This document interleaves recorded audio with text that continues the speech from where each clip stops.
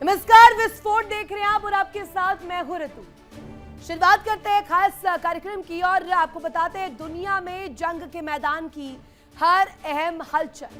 शुरुआत करते हैं और सबसे पहले वो टॉप स्टोरीज आपके सामने रखते हैं। बात स्टोरी नंबर 1 की करते हैं, जहां इस वक्त मिडिल ईस्ट में जंग के दौरान सबसे अहम मोड सीज फायर रहा है।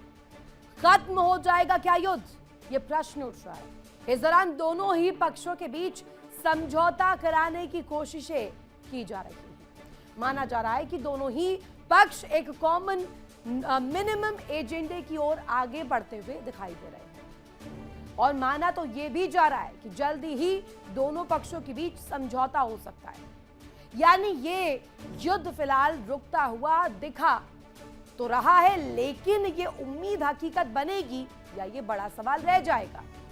आज हम इस मुद्दे पर आपको विस्तार से एक एक डिटेल देंगे। बात स्टोरी नंबर 2 की करते हैं, जहां इस वक्त इन हलचलों के बीच परमाणु विवाद क्या सुलझेगा। क्या ये मसला जो न्यूक्लियर पावर को लेकर खड़ा हुआ था, ये मसला सुलझने वाला है।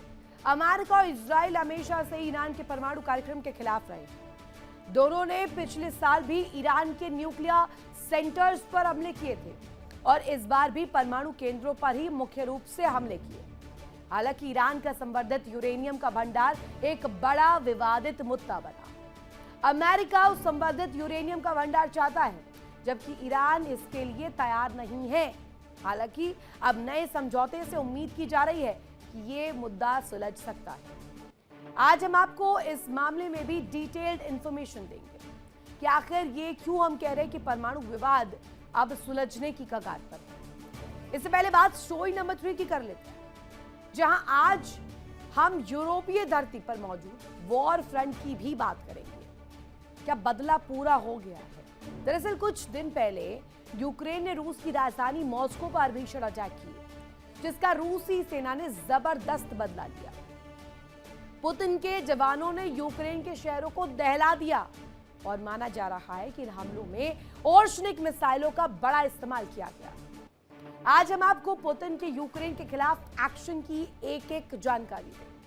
अब तक उनके भीषण अटैक के बारे में भी आपको बताएंगे। तो आइए शुरुआत करते हैं आज के सफर की और आपको दिखाते हैं तमाम स्टोरीज विस्फोट में। और शुरुआत करते एक बड़ी खबर के साथ। हॉर्मुज संकट से निपटने के लिए सऊदी अरब का बड़ा कदम सामने आया है। सऊदी अरब ने लाल सागर में शुरू की नई कार्गो शिपिंग सेवा जेद्दा को सलालाह और जिबूती पोर्ट से जोड़ेगी। Shipping service Asia, Africa, Europe के बीच संपर्क बढ़ाने का मकसद इसके जरिए। याम्बू पोर्ट से मिस्र और जॉर्डन के बीच शुरू हो चुकी है शिपिंग सर्विस। अब इन तमाम तस्वीर के बीच आपको बता दें, एशिया, अफ्रीका और साथ ही साथ यूरोप के बीच संपर्क बढ़ाने का मकसद इसके जरिए किया जा रहा है। साथ ही आपको बता दें कि इन तमाम प्रयासों के बीच हॉर्मुज संकट से निपटने के लिए सऊदी अरब का यह बड़ा कदम माना जा रहा है। सागर में शुरू हुई नई कार्गो शिपिंग सेवा जेद्दा को सलालाह और जिबूती पोर्ट से जोड़ेगी शिपिंग सर्विस। इतना ही नहीं, एशिया, अफ्रीका, यूरोप के बीच एक अलग नेटवर्क स्थापित होगा। इधर इनके बीच कनेक्शन, संपर्क बढ़ाने का मकसद इसके पीछे बताया जा रहा है। याम्बू पोर्ट की बात करें तो याम्बू पोर्ट से मिस्र और जॉर्डन के बीच शिपिंग सर्विस शुरू हो चुकी है। यानी कि अब इसके जरिए कोशिश हॉर्मुज संकट से निपटने की जा रही है। जेद्दा को सलालाह और जिबूती पोर्ट से जोड़ेगी शिपिंग सर्विस और इसके जरिए आगे किस तरीके का रुख रहने वाला है। क्या हॉर्मुज संकट इसके बाद सुलझ जाएगा? याम्बू पोर्ट से मिस्र तक और जॉर्डन के बीच शुरू होने जा रही इस शिपिंग सर्विस का असर क्या मिस्र और जॉर्डन पर भी पड़ेगा? इस बीच एक और बड़ी खबर आपको बता दें, डोनाल्ड ट्रंप का सोशल मीडिया पर पोस्ट करते हुए डोनाल्ड ट्रंप नजर आए हैं। अमेरिकी झंडे वाला ईरान का नक्शा पेश किया है और पोस्ट करते हुए ईरान ने पोस्ट कर दिया करारा जवाब और ये तेहरान किसी के सामने झुकेगा नहीं। ईरान की तरफ से ये स्पष्ट कहा गया है। दरअसल ट्रंप द्वारा ट्रू सोशल पर अमेरिकी झंडे वाला ईरान का नक्शा साझा किया गया था। तस्वीर आपके सामने हम रख रहे हैं और ये दो बड़ी खबरें, दो बड़ी ब्रेकिंग्स आप देखेंगे तो अंदाजा आप लगा पाएंगे। एक तरफ वो शिपिंग सर्विस लेन, वो कनेक्शन, वो नेटवर्क स्थापित हो रहा है, दूसरी तरफ तेहरान किसी भी धमकी के सामने, किसी के सामने झुकने के लिए तैयार नहीं। अब एक बड़ी जानकारी इस बीच सामने आ रही है, बड़ी खबर आपको बता दें, ईरान के खिलाफ जंग पर यूएस के रक्षा मंत्री का बयान सामने आया है और यूएस की सेना और रैपिड रिएक्शन यूनिट्स पूरी तरीके से तैयार है। पीट हेग्सेथ की तरफ से ये रुख रखा गया है। मिडिल ईस्ट में कभी भी सेना भेजी जा सकती है। यूएस के ठिकानों को ईरान के प्रॉक्सी से बचाना है, पीट हेग्सेथ द्वारा ये रुख रखा गया है। और ये चिंता दरअसल इसलिए भी क्योंकि वो तमाम प्रॉक्सीज भी सवाल पूछ रहे हैं जो कि ईरान के साथ युद्ध में अमेरिका का अभी तक साथ दे रहे हैं। यूएस के ठिकानों को ईरान के प्रॉक्सी से बचाना है। प्रॉक्सीज कौन? ट्रिपल एच, हिजबुल्लाह, हूती और हमास। अब इन तमाम तस्वीरों के बीच आतंकवाद को लेकर भी बहुत मुखर इस वक्त कहा जाए तो पीट हेग्सेथ नजर आ रहे हैं। वो कह रहे हैं रैपिड रिएक्शन यूनिट्स पूरी तरीके से एक्टिव है। यूएस की सेना और ये यूनिट्स पूरी तरीके से एक्टिव मोड पर काम कर रहे हैं उन जगहों पर भी जहां से यूएस के लिए मदद मिल रही है, जहां पर ईरान के प्रॉक्सीज हमले कर रहे हैं। ईरान के खिलाफ जंग पर यूएस के रक्षा मंत्री का यह बयान सामने आना अपने आप में सबसे अहम कड़ी दिखाता है। ये बताता है कि इस पूरी जंग में, इस पूरी युद्ध में डोनाल्ड ट्रंप ने जो विश्वास खोया था, अब वो विश्वास भी वापस पाना चाहते हैं। मिडिल ईस्ट में कभी भी ये बड़ी ट्रूप, ये बड़ी सेना भेजी जा सकती है। यूएस के ठिकानों को ईरान के प्रॉक्सीज लगातार टारगेट कर रहे हैं और उन्हीं से बचाने के मकसद से, उसी मोटिव से यहां कोशिशें की जा रही है। ईरान के खिलाफ जंग पर यूएस के रक्षा मंत्री का यह बड़ा बयान सामने आना अपने आप में दिखाता है कि यह तस्वीर कितनी ज्यादा दिलचस्प और उस एलाई वॉर को, इस एसिमेट्रिक वॉरफेयर को आगे ले जाती है। मिडिल ईस्ट में कभी भी भेजी जा सकती है बड़ी ट्रूप, ये बड़ी सेना। इसके जरिए कोशिश यही कि कैसे भी ईरान की ताकत को तोड़ दिया जाए। अब मिडिल ईस्ट में कभी भी ये जब ट्रूप भेजी जाएगी तो ये मेक श्योर किया जाएगा कि यूएस के वो ठिकाने जहां ईरान के प्रॉक्सीज लगातार टारगेट सेट कर हमला कर रहे हैं, उन्हें कैसे बचाया जाए।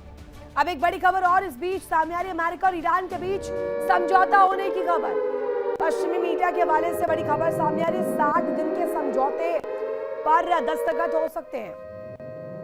ये इस वक्त सबसे बड़ी खबर, क्योंकि शांति वार्ता को लेकर के कई दावे किए गए, लेकिन मीडिया रिपोर्ट्स के हवाले से खबर, सूत्र ये दावा कर सकते हैं कि अगर आगे यही स्थिति बनी रही तो हॉर्मुज़ विवाद सुलझ सकता है। अब ये दो बड़ी ब्रेकिंग्स आप देखिए, ये दो बड़ी खबरें आप देखेंगे तो समझ जाएगा। एक तरफ यूएस अमेरिका के रक्षा मंत्री पीट हेग्सेथ कह रहे हैं कि उन तमाम प्रॉक्सीज के साथ लड़ाई ज्यादा इंपॉर्टेंट है जो यूएस के उन ठिकानों को टारगेट कर रही है जहां से अमेरिका को मदद मिल रही है। दूसरी तरफ ये मीडिया रिपोर्ट्स के बड़े दावे सामने आना जिसमें ये कहा गया हो कि हॉर्मुज़ का मुद्दा सुलझ सकता है और आने वाले समय में समझौता भी हो सकता है। पश्चिमी मीडिया के हवाले से बड़ी खबर है, 60 दिन के समझौते पर दस्तखत हो सकते हैं और 60 दिन की अवधि किस तरीके से क्रूशल रोल प्ले करेगी, ये सबसे ज्यादा अहम इस पूरे जंगी तस्वीर के दौरान। अमेरिका और ईरान के बीच क्या समझौता इतना आसान है? क्या इतनी आसानी से समझौता होगा? और यदि मीडिया रिपोर्ट्स ये दावा कर रही है, पश्चिमी मीडिया की तरफ से ये चीख कर चीज रखी जा रही है कि समझौता हो सकता है, 60 दिन के भीतर ये समझौता हो जाए। अगर ये तस्वीर रहती है तो हॉर्मुज़ का विवाद क्या सुलझ रहा है, क्या अंदर खाने कुछ बड़ा पक रहा है?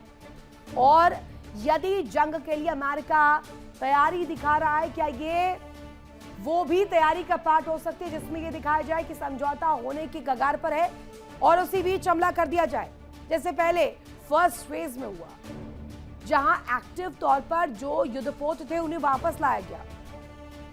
मिडिल ईस्ट में जंग के बीच हॉर्मुज़ एक बेहद अहम मुद्दा रहा, क्योंकि यहां पर जरा सी भी हलचल पूरी दुनिया में उथल पुथल मचा सकती है।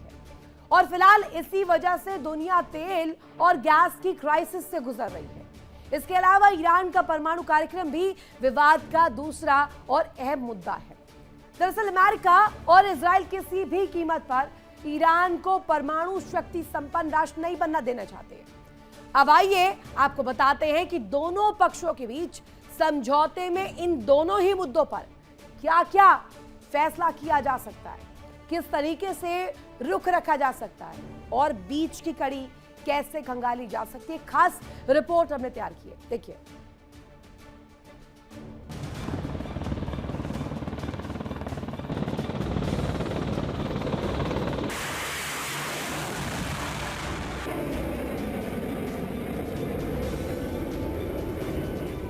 अमेरिका और इजराइल हमेशा से ईरान के परमाणु कार्यक्रम के खिलाफ रहे हैं। दोनों पक्षों ने पिछले साल भी ईरान के परमाणु ठिकानों पर बमबारी की थी और इस बार भी उन्होंने ईरान के परमाणु केंद्रों को दहलाया है। अमेरिका और इजराइल ईरान को परमाणु शक्ति संपन्न नहीं होने देना चाहते। ईरान और अमेरिका के बीच जारी तनावपूर्ण बातचीत में एक बड़ी खबर भी सामने आई। ईरान अपना एनरिच्ड यूरेनियम छोड़ने को तैयार हो सकता है। काफी समय से अमेरिका और ईरान के बीच न्यूक्लियर को लेकर तनातनी चल रही है। पश्चिमी मीडिया में आई खबरों के मुताबिक ईरान ने यूएस के साथ प्रस्तावित समझौते के तहत अपना संवर्धित यूरेनियम छोड़ने के लिए सहमति जताई है। रिपोर्ट के मुताबिक ईरान ने अमेरिका के आगे घुटने टेक दिए हैं। वो अपना संवर्धित यूरेनियम अमेरिका को देने के लिए राजी हो गया है और किसी भी वक्त इसका ऐलान हो सकता है। माना जा रहा है ये कदम दोनों देशों के बीच लंबे समय से जारी टकराव को खत्म करने का अहम कदम साबित हो सकता है।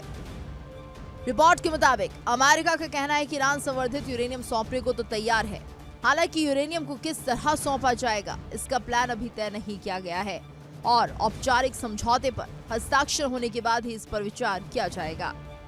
अमेरिका और ईरान के बीच डील का केंद्र हॉर्मुज स्ट्रेट है। दुनिया के लगभग 20% तेल कारोबार का रास्ता इसी समुद्री मार्ग से गुजरता है। अमेरिका चाहता है कि यहाँ जहाजों की आवाजाही सामान्य हो, लेकिन ईरान इसे अपनी रणनीतिक ताकत मानता है। ईरानी मीडिया ने ट्रंप के इस दावे को खारिज किया जिसमें उन्होंने कहा था कि हॉर्मुज स्ट्रेट खोल दिया जाएगा।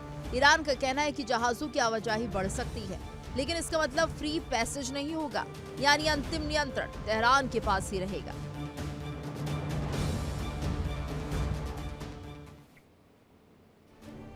समझौता तो ठीक है, लेकिन क्या परमाणु मुद्दा सुलझेगा? ये तमाम कड़ियां तो है ही इंपॉर्टेंट, लेकिन इसके इतर क्या बीच का रास्ता निकल भी पाएगा? परमाणु मुद्दे पर हो सकता है कि समझौता हो जाए। ईरान परमाणु हथियार नहीं देगा और इसे बनाने का आश्वासन, यूरेनियम संवर्धन सीमित करने को तैयार हो सकता है तेहरान। जल्दी से कुछ डिटेल्स आपके सामने रख रहे हैं और ये डिटेल्स इस बाबत कि क्या परमाणु मुद्दा आने वाले समय में सुलझने वाला है। परमाणु मुद्दे पर हो सकता है कि समझौता हो जाए। ईरान परमाणु हथियार नहीं देगा, ये अभी तक अटकलें थी। परमाणु हथियार नहीं बनाने का आश्वासन दिया है कि आगे नहीं बनाया जाएगा। यूरेनियम संवर्धन सीमित करने की तैयारी हो सकती है तेहरान कर ले।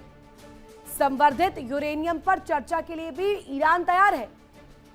अमेरिका को संवर्धित यूरेनियम सौंपने पर राजी हो सकता है ईरान। और ये सोर्स जो कि पश्चिमी मीडिया के हवाले से जानकारी के रूप में आई है सामने, ये अपने आप में बहुत दिलचस्प कड़ी खोलती है कि क्या अब आने वाले समय में तेहरान झुकने वाला है और परमाणु शक्ति के रूप में खुद को बनाने का जो सपना ईरान का था वो चकनाचूर होने वाला है। जंग के दौरान सबसे संवेदनशील मुद्दा हॉर्मुज रहा है अभी तक, क्योंकि यहां पर शिकंजा कसकर ईरान ने पूरी दुनिया की टेंशन बढ़ा दी है। दुनिया के कई मुल्कों में एनर्जी क्राइसिस बढ़ गई है। कई जगह पर तो तेल और गैस की किल्लत हो गई है। वर्क फ्रॉम होम के आदेश दे दिए गए हैं। हालांकि अब जबकि दोनों पक्षों के बीच इस समझौते की बात सामने आ रही है, ऐसे में ये माना जा रहा है कि हॉर्मुज का मुद्दा भी सुलझ सकता है। क्या हॉर्मुज संकट खत्म होने वाला है? डिटेल्स क्या है वो जल्दी से जानिए। दुनिया की एनर्जी लाइफलाइन हॉर्मुज स्ट्रेट है और इसी पर बीते 1.5 से 2 महीने बीच किस तरीके से तनातनी रही है वो हम आप सभी जान रहे हैं। समझौते के तहत खत्म हो सकता है हॉर्मुज पर तनाव। हॉर्मुज को धीरे धीरे खोलने पर समझौता हो सकता है। अमेरिका ईरानी बंदरगाहों के खिलाफ नाकेबंदी भी हटा सकता है, यानी दोनों तरफ से, सिर्फ ईरान नहीं, अमेरिका भी। हॉर्मुज अपना कब्जा छोड़ने के पक्ष में ईरान अभी नहीं है, यानी कि हॉर्मुज पर पूरी तरीके से चाबी अभी ईरान की ही कारगर हो, इस इशारे पर आगे ईरान काम कर रहा है। लेकिन हॉर्मुज संकट पर जो तस्वीर थी वो थोड़ी नर्म पड़ती हुई नजर आ रही है। ईरान अब परेशानी खड़ी नहीं कर रहा है। ईरान कह रहा है हॉर्मुज ईरान का है, लेकिन इसकी वजह से अगर पूरी दुनिया भर में क्राइसिस है तो इस पर बात की जा सकती है। नाकेबंदी यूएस हटाने के लिए तैयार है। अब ये दोनों ही अगर बात सॉल्व हो जाती है तो आने वाले समय में जो बड़ा खतरा था हॉर्मुज के जरिए, क्या वो भी सुलझने वाला है। ईरान ने हॉर्मुज स्ट्रेट पर दावा किया है, वहां से गुजरने वाले जहाजों से टोल वसूलने का दावा। आखिर क्यों और दावे की हकीकत क्या है, जानिए जल्दी से। हॉर्मुज के उत्तर में ईरान और दक्षिण में है ओमान और यूएई। हॉर्मुज की सामान्य तौर पर चौड़ाई तकरीबन 50 किलोमीटर है। संकरी जगह होने की वजह से हॉर्मुज की चौड़ाई महज 33 किलोमीटर है। हॉर्मुज में शिपिंग लेन की बात करें तो उसकी चौड़ाई मात्र 15 किलोमीटर है। यहीं से सिर्फ शिपिंग हो सकती है, यहीं से जो जहाज है वो गुजर सकते हैं। ईरान और ओमान के बीच कई जगह समुद्री दूरी 24 समुद्री मील से भी कम है। 24 समुद्री मील से कम दूरी होने पर मीडियन लाइन का सिद्धांत लागू हो जाता है। मीडियन लाइन क्या होती है? मीडियन लाइन के तहत समंदर के बीच एक रेखा, एक पार्टीशन टाइप ऑफ लाइन खींची जाती है। मीडियन लाइन के उत्तर में ईरान और दक्षिण में ओमान है। ईरान और ओमान को अपने अपने क्षेत्रों के संसाधनों के इस्तेमाल का हक है। समूचे हॉर्मुज पर, यानी कि पूरे के पूरे हॉर्मुज पर ईरान के साथ यूएई, बहरीन और ओमान का भी हक है। मीडियन लाइन खींच जरूर दी गई है, लेकिन ये दोनों को खाली हक नहीं देता है, ये वहां मिडिल ईस्ट में मौजूद तमाम कंट्रियों को इसका हक देता है। मीडियन लाइन के आधार पर अब तक कंट्रोल कर रहा था ईरान। ईरान अब पूरे इलाके पर अपना कब्जा जता रहा है। ये कब्जाधारी नीति ही समस्या बनी है। हॉर्मुज दुनिया की लाइफलाइन है। यहां से दुनिया भर में तेल और गैस की सप्लाई का करीब 20% हिस्सा गुजरता है, 20%। जैसा कि जंग के पहले ही अंदेशा जताया जा रहा था कि ईरान हॉर्मुज स्ट्रेट पर शिकंजा कस सकता है, और अब ईरान ने हॉर्मुज पर शिकंजा कसकर पूरी दुनिया को तड़पने पर मजबूर कर दिया है। अब जल्दी से आपको बता दें कि हॉर्मुज की अहमियत क्या है, क्यों इसके बारे में इतनी चर्चा की जा रही है और कैसे दुनिया भर की आर्थिकी इस पर निर्भर करती है। जल्दी से जानिए। ये फारस की खाड़ी है और ये फारस की खाड़ी के बीच आपको ये संकरा रास्ता नजर आ रहा होगा। ये संकरा एक जो पाथवे है, संकरी जो जगह जहां से ये जो शिप्स गुजरते हैं, यही स्ट्रेट ऑफ हॉर्मुज है। ओमान की खाड़ी नीचे लगती है, ओमान नीचे लगता है, इसके साथ साथ यूएई आप देख रहे होंगे, कतर लग जाता है और ऊपर में ईरान आ जाता है। स्ट्रेट ऑफ हॉर्मुज ये छोटा सा पाथवे, ये सबसे बड़ी दिलचस्प कड़ी और यही मुसीबत की वजह बन रही है। पूरी दुनिया भर में तेल और गैस को लेकर जो समस्या खड़ी हुई है उसकी वजह ये ओमान की खाड़ी और अरब सागर को ये जोड़ता है। ओमान की खाड़ी इस तरफ और ये फारस की खाड़ी, यानी कि पर्शियन गल्फ ये बोला जाता है। 161 किलोमीटर ये लंबा है, 161 किलोमीटर लंबाई है। चौड़ाई की बात करें तो 33 किलोमीटर इसकी चौड़ाई है। अगर आप लंबाई देखेंगे तो हमने बताई चौड़ाई साथ साथ 33 किलोमीटर है। शिपिंग लेन केवल 3 किलोमीटर चौड़ी है, यानी कि शिपिंग जहां से की जा सकती है वो सिर्फ 3 किलोमीटर है महज, क्योंकि बाकी जगहों पर तो ईरान ने माइंस बिछा रखे हैं। इसके साथ ही दुनिया का करीब 20% तेल यहां से गुजरता है। माइंस के अलावा 3 किलोमीटर का एरिया जो पहले से निश्चित है। अब सऊदी की बात करें, जो नीचे लगता है सऊदी, यूएई, कतर, ओमान, ये तमाम टकटकी लगाए देखें कि ईरान तो कब्जाधारी नीति के तहत आगे बढ़ रहा है। अब हॉर्मुज स्ट्रेट इसलिए भी इंपॉर्टेंट हो जाता है कि दुनिया भर में चाहे फारस की खाड़ी की बात करें, ओमान की खाड़ी की बात करें या हॉर्मूज से अपने जहाजों को ले जाना हो, इन तमाम कड़ियों के लिए महत्वपूर्ण हो जाता है। कुवैत और इराक के लिए भी बहुत इंपॉर्टेंट है, कतर के लिए इंपॉर्टेंट है, यूएई के लिए इंपॉर्टेंट है और ये इंपॉर्टेंट है पूरी दुनिया की तेल सप्लाई के लिए। यानी कि आपने देखा कि ओमान की खाड़ी और अरब सागर को जोड़ता हुआ ये संकरा रास्ता 161 किलोमीटर लंबा और 33 किलोमीटर चौड़ा, ये स्ट्रेट ऑफ हॉर्मूज किस तरीके से इंपॉर्टेंट है। अब 20% तेल दुनिया भर का गुजरता जरूर है। सऊदी अरब यहाँ पर अगर कहा जाए, यूएई कहा जाए, इन तमाम देशों के लिए अहम है, कुवैत के लिए इंपॉर्टेंट है, इराक के लिए इंपॉर्टेंट है। यही वजह है कि चोक पॉइंट कहा जा रहा है।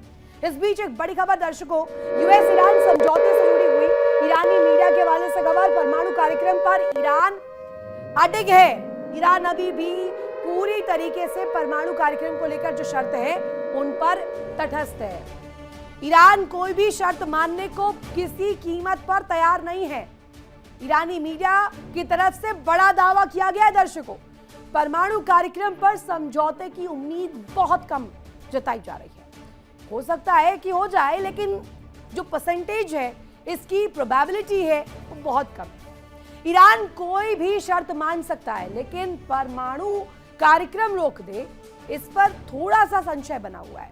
परमाणु कार्यक्रम पर अब भी ईरान अटक है और ईरानी मीडिया दावा भी यही कर रहे हैं कि सारे कंडीशंस एक तरफ कॉम्प्रोमाइजल के लिए ठीक है, ईरान मान सकता है, लेकिन न्यूक्लियर प्रोग्राम रोकना ईरान की स्थिति के लिए, उसकी स्टेबिलिटी के लिए, उसके फ्यूचर के लिए, तीनों के लिए बहुत डिफिकल्ट तस्वीर बना सकता है। ईरान कोई भी शर्त मान लेगा, लेकिन परमाणु कार्यक्रम रोक दे, ये बड़ा सवाल है। परमाणु कार्यक्रम पर समझौते की उम्मीद बहुत कम है। एक बड़ी खबर और इस बीच, राष्ट्रपति ट्रंप के ईरान पर पलटवार का, यहां पर हॉर्मूज पर कंट्रोल नहीं छोड़ेंगे। ईरान ने कहा था कि हॉर्मूज पर कोई कंट्रोल नहीं छोड़ा जाएगा। साथ ही ईरानी न्यूज एजेंसी ने दावा किया, समझौता होने पर हॉर्मूज पर ईरान का नियंत्रण रहेगा। ट्रंप ने समझौते के तहत हॉर्मूज को खोले जाने का दावा भी किया है। अब ये दो बड़ी तस्वीरें, ट्रंप ने समझौते के तहत हॉर्मूज को खोले जाने का दावा किया। ट्रंप कह रहे हैं कि खोलना ही पड़ेगा, इसकी कीमत आप चुकाइएगा अगर नहीं खोलेंगे तो। अगर हॉर्मूज इसी तरीके से बंद रहा तो दुनिया के साथ साथ ईरान के लिए बड़ी समस्या खड़ी होगी। ईरान का दाना पानी सब बंद हो जाएगा, क्योंकि इस कदर हमला होगा कि वहां सिर्फ और सिर्फ विध्वंस के निशान नजर आएंगे।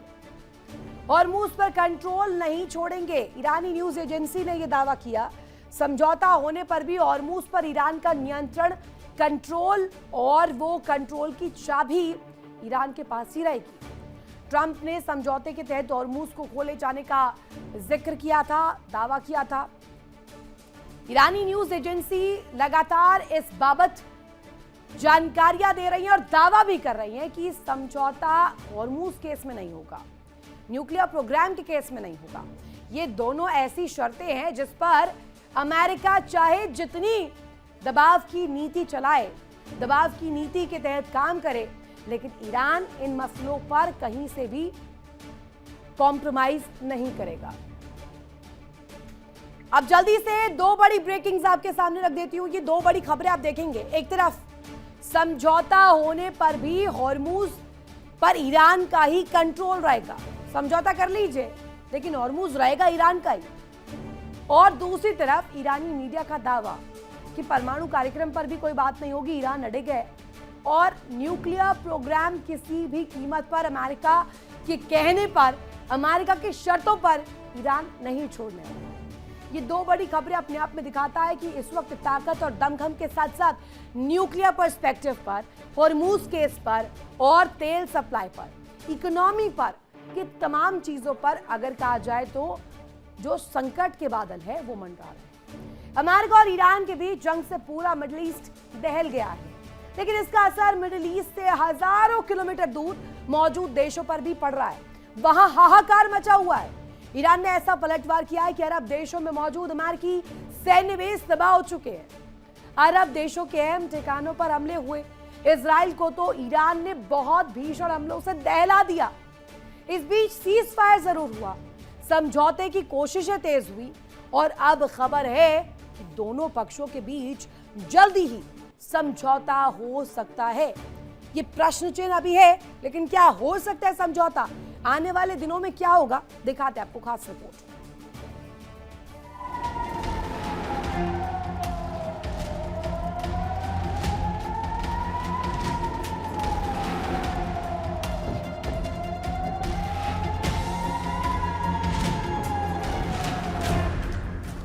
अमेरिका और ईरान के बीच समझौते की कोशिशें तेज हो गई हैं।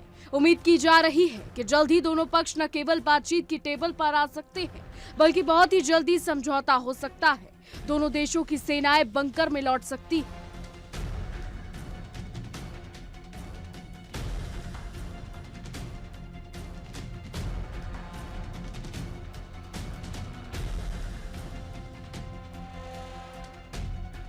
अमेरिकी राष्ट्रपति डोनाल्ड ट्रंप ने दावा किया कि अमेरिका और ईरान के बीच बड़ा समझौता लगभग तय हो चुका है। ट्रंप के मुताबिक इससे हॉर्मुज स्ट्रेट खुल सकता है और जंग खत्म होने की दिशा बन सकती है।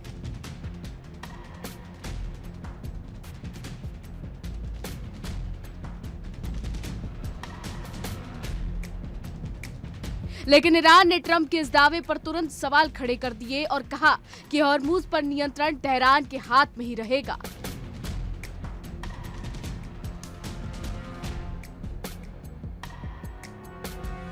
राष्ट्रपति डोनाल्ड ट्रंप ने दावा किया है कि अमेरिका और ईरान के बीच समझौते की शर्तें लगभग तय हो चुकी हैं, जिससे न सिर्फ युद्ध खत्म हो सकता है, बल्कि दुनिया के सबसे अहम समुद्री रास्तों में से एक हॉर्मुज स्ट्रेट भी फिर खुल सकता है।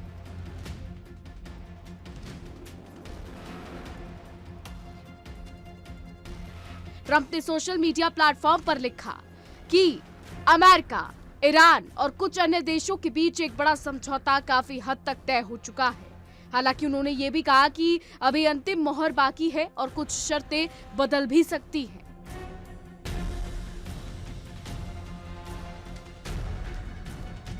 मीडिया में आई खबरों के मुताबिक जिस मेमोरेंडम ऑफ अंडरस्टैंडिंग यानी MOU पर बातचीत चल रही है, उसमें 14 बिंदु शामिल हैं। इनमें ईरान समेत सभी मोर्चे पर युद्ध खत्म करने, अमेरिका और ईरान के बीच युद्ध जैसे हालात खत्म करने की कोशिश शामिल है। इसके अलावा इसमें हॉर्मुज को धीरे धीरे खोलने, ईरानी बंदरगाहों पर लगी अमेरिकी नाकेबंदी हटाने की शर्त भी शामिल है। मीडिया रिपोर्ट्स के मुताबिक समझौते में ईरान की विदेशों में जब्त की गई संपत्तियों को अनफ्रीज किया जाना, करीब 30 दिन में परमाणु कार्यक्रम समेत अहम मुद्दों पर चर्चा किया जाना शामिल हो सकता है। खबरों के मुताबिक अमेरिका और ईरान के बीच समझौता कराने की कोशिशों में कतर समेत कुछ अन्य देश जुटे हैं। खबरों के मुताबिक शुक्रवार को कतर की एक टीम भी ईरान पहुंच गई, जिसके बाद माना जा रहा था कि डील हो जाएगी, क्योंकि कतर पहले भी इस तरह की डील कराता रहा है। खबरों के मुताबिक ईरानी विदेश मंत्रालय का कहना है कि फिलहाल बातचीत का फोकस जंग खत्म करने पर है, परमाणु मुद्दे पर नहीं। पश्चिमी मीडिया के मुताबिक अमेरिका और ईरान के बीच शांति समझौते का मसौदा तैयार हो चुका है और जल्दी ही इस पर दस्तखत भी की जा सकते हैं। अब आइए आपको बताते हैं कि समझौते की मुख्य शर्तें कौन कौन सी हैं, क्या शर्तें रखी गई हैं। शांति समझौते में शामिल हो सकते हैं ये 14 पॉइंट्स। वो कौन कौन से हैं? ईरान और लेबनान समेत सभी मोर्चों पर युद्ध खत्म हो।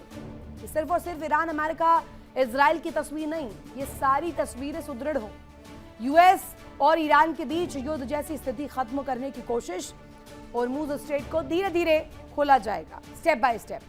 ईरानी बंदरगाहों पर खत्म हो सकती है यूएस की नाकेबंदी। विदेशी बैंकों में फंसी कुछ ईरानी संपत्तियां भी अनफ्रीज की जा सकती है।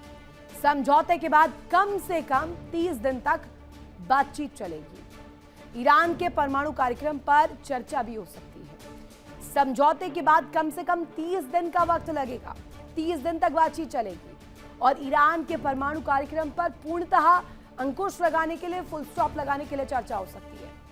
लेकिन क्या ये होगा? क्या ये पहल रंग लाएगी? एक बड़ी खबर इस बीच, फ्रांस का इजराइल पर बड़ा एक्शन।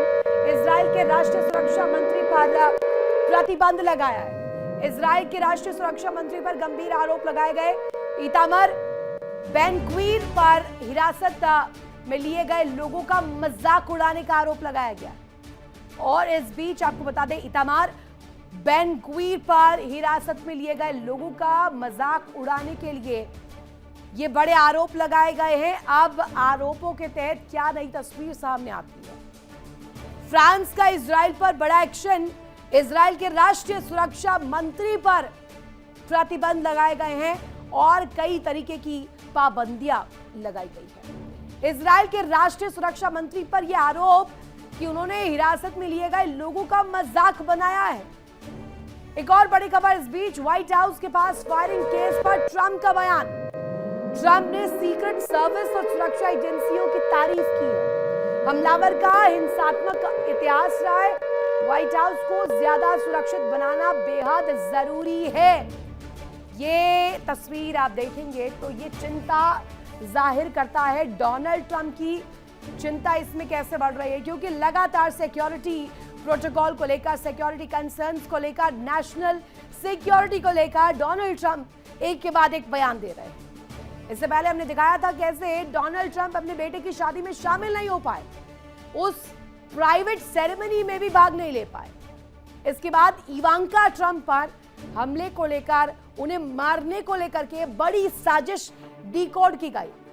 अभी कुछ ही देर पहले तस्वीर सामने आई जब व्हाइट हाउस के बाहर भी किस तरीके से तनावपूर्ण स्थिति थी, वो भी हमने देखा। अब व्हाइट हाउस के पास फायरिंग केस पर डोनाल्ड ट्रंप का बयान आया है कि सीक्रेट सर्विस और सुरक्षा एजेंसियों की तारीफ करनी चाहिए।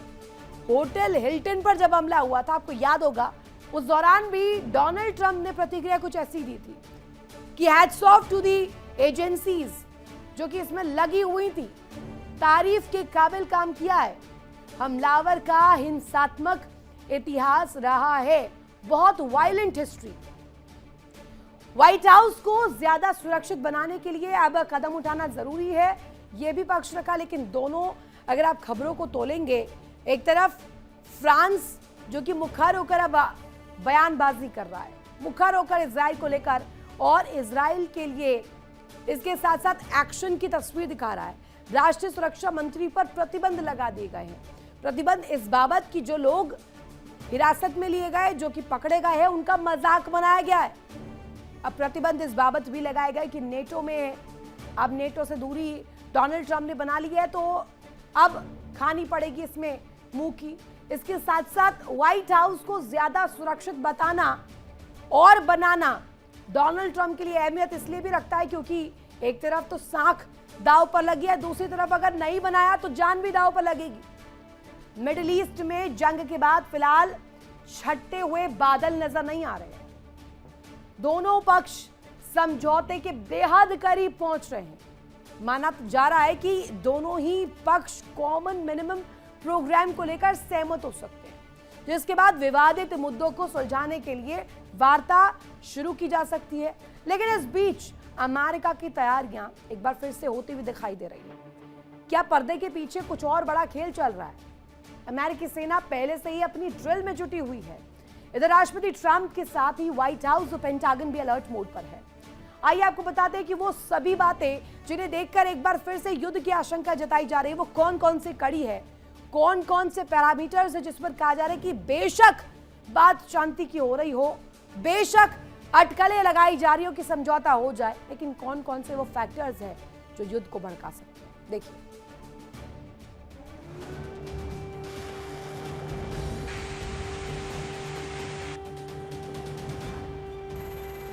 ईरान अमेरिका के बीच बढ़ते तनाव ने युद्ध की आशंका बढ़ा दी है। अमेरिकी राष्ट्रपति डोनाल्ड ट्रंप ने सभी कार्यक्रम रद्द कर दिए हैं और व्हाइट हाउस में शीर्ष अधिकारियों के साथ बैठकें कर रही है। पेंटागन और व्हाइट हाउस की छुट्टियां रद्द होना, रिकॉल रोस्टर अपडेट होना और इजराइल का हाई अलर्ट युद्ध के स्पष्ट संकेत है।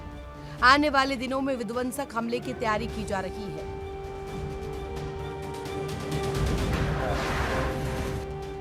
ईरान अमेरिका के बीच समझौते की कोशिशें लगातार जारी है, लेकिन इस बीच अमेरिका की तैयारियां भी जोरों पर है। डर है उस आशंका के सच होने का जिससे पूरी दुनिया में खौफ है। अमेरिकी राष्ट्रपति डोनाल्ड ट्रंप व्हाइट हाउस में हैं। पेंटागन और व्हाइट हाउस के सभी टॉप अधिकारियों की छुट्टियां रद्द कर दी गई हैं।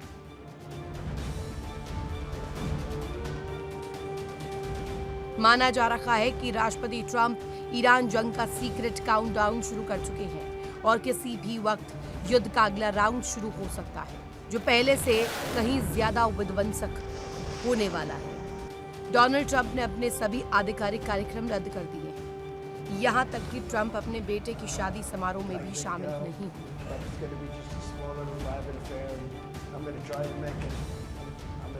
मीडिया रिपोर्ट्स में दावा किया गया कि ट्रंप अगले 2 से 3 दिन में हमले का आदेश दे सकते हैं और इसी को लेकर उन्होंने एक बड़ी बैठक की। ट्रंप ने अपने शीर्ष राष्ट्रीय सुरक्षा सलाहकारों के साथ बैठक की। बैठक में उपराष्ट्रपति जेडी वेंस, रक्षा सचिव पीट हेग्सेथ और CIA निदेशक जॉन रैडक्लिफ शामिल थे। इस मुलाकात के दौरान ईरान पर संभावित हमलों पर विचार किया गया। रिपोर्ट में दावा किया गया कि जल्द बातचीत में सुधार नहीं होता तो ट्रंप हमला कर सकते हैं।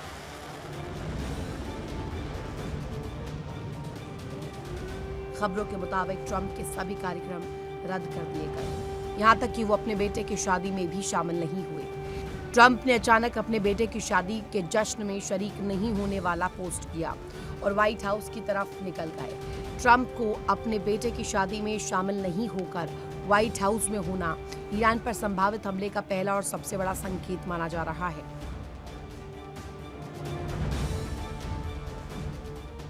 खबर है कि ट्रंप ने अपने दूसरे प्रोग्राम भी रद्द कर दिए। इस बीच पेंटागन और व्हाइट हाउस के सभी टॉप अधिकारियों की छुट्टियां भी रद्द कर दी गई है। ये सभी अधिकारी इस दौरान व्हाइट हाउस या पेंटागन में रहेंगे, जो ईरान पर हमले का तीसरा और बड़ा संकेत माना जा रहा है।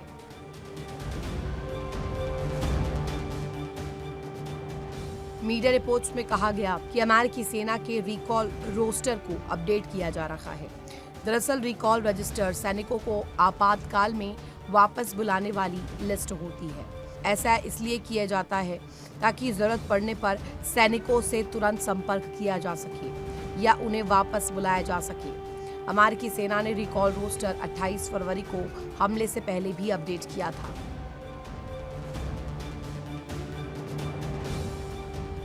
अमेरिका जानता है कि ईरान हमले का जवाब जरूर देगा। ऐसे में ईरान की तरफ से संभावित हमले के खतरे को देखते हुए मिडिल ईस्ट से अमेरिका अपने सैनिकों की संख्या घटा रहा है। इसी सिलसिले में अधिकारियों ने विदेशों में मौजूद अपने सैन्य ठिकानों को अलर्ट पर रखने और सैनिकों की लिस्ट को अपडेट करना शुरू कर दिया है।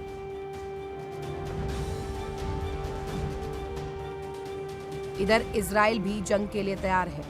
इजराइल सेना ने मैक्सिमम अलर्ट की घोषणा की है, जो बताता है कि नेतन्याहू जंग के लिए पूरी तरह से तैयार है। इजरायली सेना ने मैक्सिमम अलर्ट की स्थिति होने की घोषणा की है, लेकिन सवाल ये कि मैक्सिमम अलर्ट की स्थिति क्या है। फिलहाल इजराइल की सेना एक साथ कई मोर्चों पर जवाब देने के लिए तैयार है।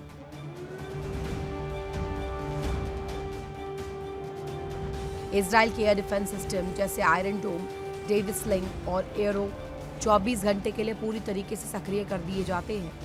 रेडार 24 घंटे आसमान पर नजर रखते हैं ताकि किसी भी आने वाली मिसाइल या रॉकेट को तुरंत हवा में नष्ट किया जा सके।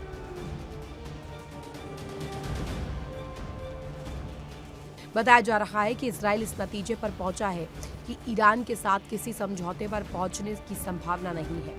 इसी आधार पर IDF आने वाले दिनों में हमले की तैयारी कर रहा है। इजरायली सेना ने युद्ध की आशंका में स्पेशल अलर्ट की स्थिति घोषित कर दी।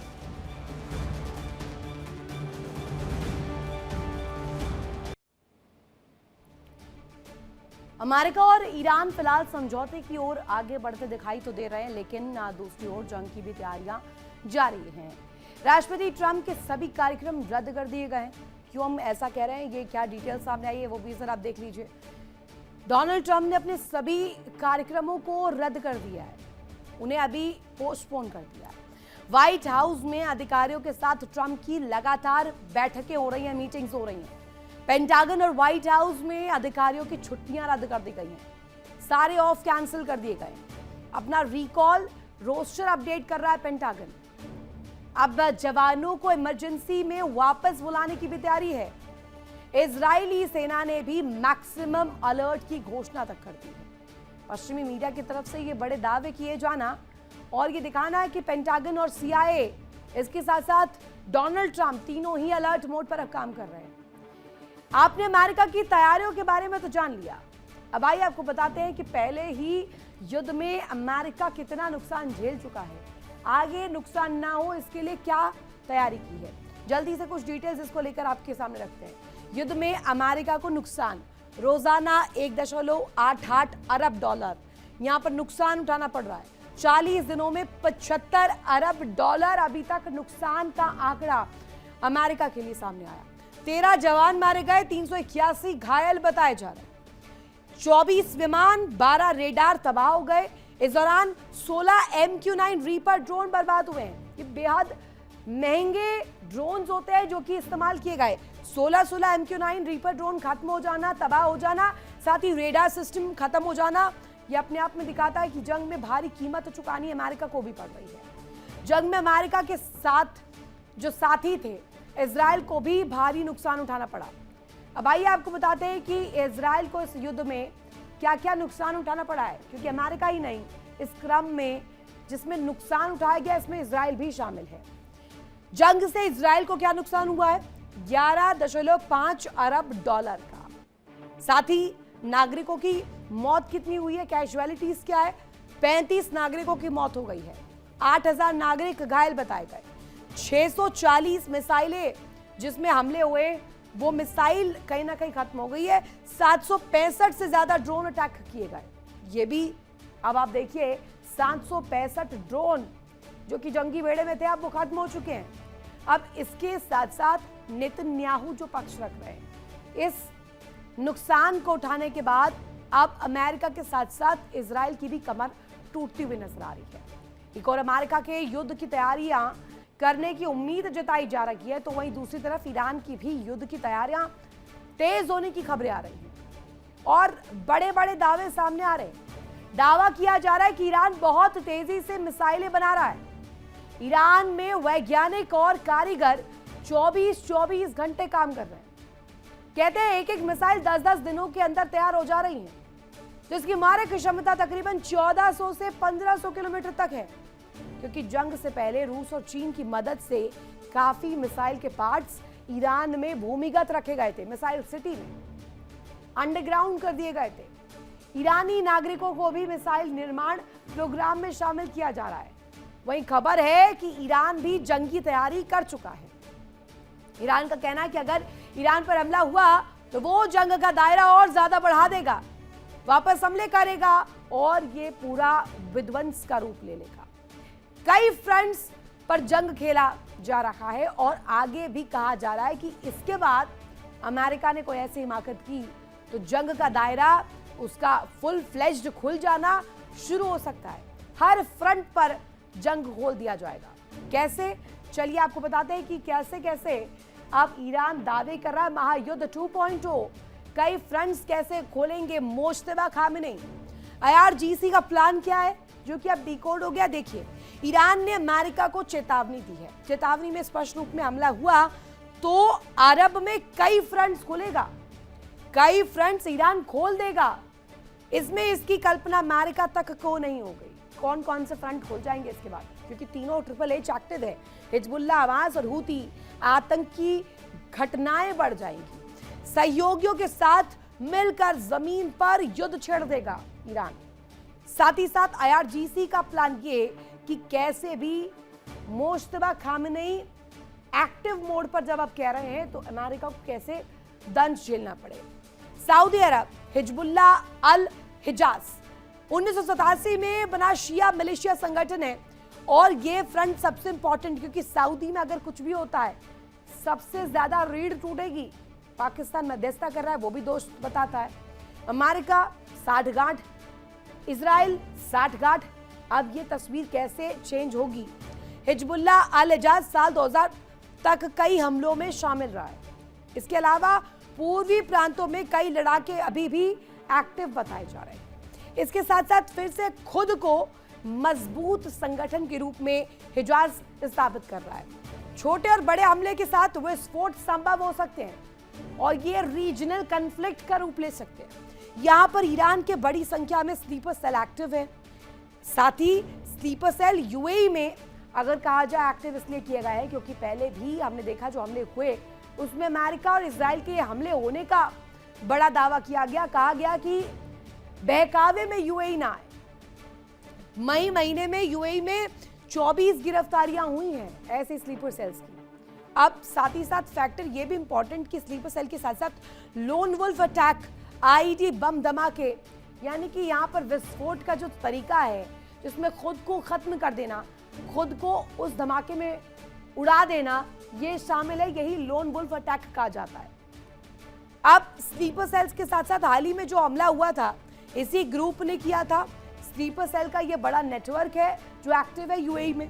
जॉर्डन की बात करते हैं जहां मुस्लिम ब्रदरहुड बड़ा सवाल बना हुआ है।